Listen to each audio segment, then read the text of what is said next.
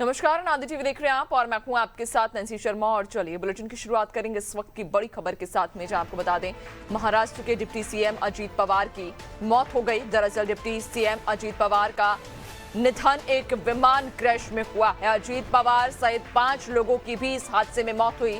बारामती में लैंडिंग के वक्त यह हादसा हुआ। विमान पूरी तरह से जलकर खाक हो चुका है। कहा जा रहा है बारामती में अजीत पवार की कई सभाएं थी और इस सभाओं में शामिल होने के लिए वे बारामती पहुंच रहे थे। चार्टर्ड प्लेन के जरिए वे बारामती पहुंच रहे थे और यहां लैंडिंग के वक्त उनका प्लेन क्रैश हो गया। रनवे से फिसलने की वजह से प्लेन में धमाका हुआ और इस धमाके में अजीत पवार समेत कुल 5 लोगों की मौत हो गई। डिप्टी सीएम अजीत पवार भी इस प्लेन में शामिल थे और उनके साथ 5 अन्य लोग थे। उनके सेक्रेटरी थे, प्लेन का स्टाफ था, जिनकी इस प्लेन हादसे में मौत हो गई है। तो डिप्टी सीएम अजीत पवार का विमान क्रैश में निधन हो गया।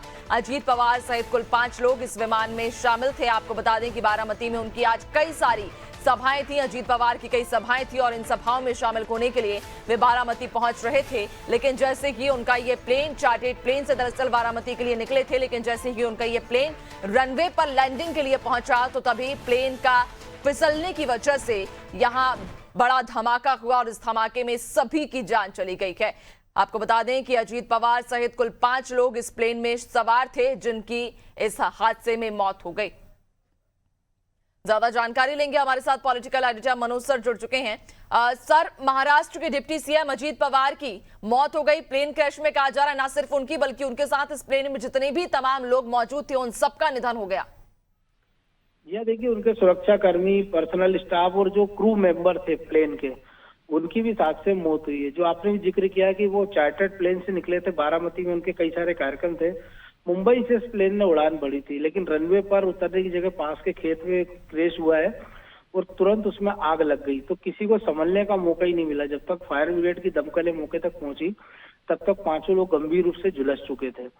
बाद में पुणे के प्रशासन ने भी उनके निधन की पुष्टि कर दी है। निश्चित तौर पर महाराष्ट्र की राजनीति में एक बड़ा झटका है, क्योंकि महाराष्ट्र में एक बड़ा नाम थे और हाल ही में उन्होंने अपने चाचा शरद पवार से बगावत के बाद एनसीपी पर कब्जा कर लिया था।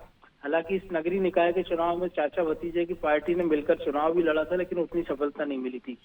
5 बार के, जो 13 साल में 5 बार के डिप्टी सीएम रहे अजीत पवार, उनको लेके कई सारे उन पर आरोप लगते रहे। हाल ही में उनके बेटे के ऊपर भी आरोप लगे, लेकिन वो फिर भी देवेंद्र फडणवीस मंत्रिमंडल का हिस्सा थे और वो मुख्यमंत्री बने हुए थे।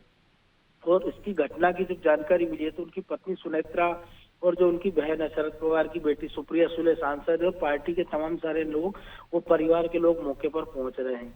अब ये हादसा कैसे हुआ है, इसको लेके DGCA, director general of civil aviation ने जांच के आदेश दिए। तो प्रारंभिक तौर पे माना जा रहा है कि संभवतः प्लेन में या तो लैंडिंग के समय कोई खराबी आई है या रनवे पर कुछ ऐसी चीज हुई है जिसके कारण वो प्लेन फिसला है। क्योंकि जिस समय घटना हुई है मौसम वहां साफ बताया जा रहा था और प्लेन जब उड़ा था तब भी उसमें कोई खराबी नहीं थी। अब ये विस्तृत जांच के बाद जब उसका प्लेन का ब्लैक बॉक्स मिलेगा तब इस घटना का पता चल पाएगा। लेकिन निश्चित तौर पर देश ने और महाराष्ट्र ने एक बड़े नेता को खो दिया और ये पहला मौका नहीं, इसके पहले हमने अतीत में भी देखे कि कई सारे नेताओं की इस प्रकार के प्लेन हादसों में जान गई। अभी अहमदाबाद में हमने देखा था, जो पुरुषोत्तम रूपाणी थे, पूर्व मंत्री विजय रूपाणी, पूर्व मुख्यमंत्री, उनकी भी प्लेन हादसे में मौत हो गई थी। इसके पहले वाई चंद्रशेखर रेड्डी की एक हेलीकॉप्टर हादसे में मौत हुई थी। एक जीएम बाली योगी थे, लोकसभा के अध्यक्ष थे तत्कालीन, उनकी भी ऐसी एक हादसे में निधन हुआ था। तो इन सब घटनाओं के बाद फिर से जो अभी अहमदाबाद घटना के बाद हमने देखा था कि डीजीसीए ने कानून सख्त किए थे प्लेनों की सुरक्षा को लेकर। उसके बाद अब फिर से समय आ गया है कि एक बार फिर से इन सारे इंतजामों का रिव्यू किया जाए और अगर कोई भी गड़बड़ी हो तो फिर उसको दुरुस्त किया जाए, क्योंकि ये ऐसे हादसे हैं जिसमें बिल्कुल संभलने का 1% भी चांस नहीं होता है। बिल्कुल बिल्कुल, वाकई। और चूंकि एक बड़ी क्षति है महाराष्ट्र की राजनीति के लिहाज से, जिस तरह से, चूंकि आपने भी जिक्र किया कि उनका एक लंबा इतिहास रहा है करियर की, अगर बात करें उनका जिस तरह से पॉलिटिकल बैकग्राउंड चूंकि महाराष्ट्र में काफी अच्छा है और ऐसे में महाराष्ट्र की राजनीति को तो एक बड़ी क्षति है ही।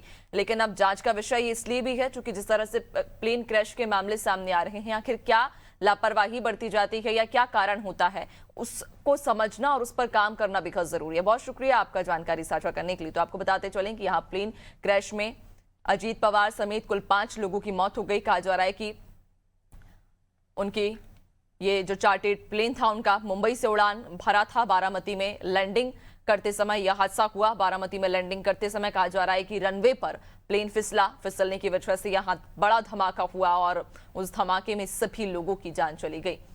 इस प्लेन में महाराष्ट्र के डिप्टी सीएम अजीत पवार थे, जिनकी मौत हो गई।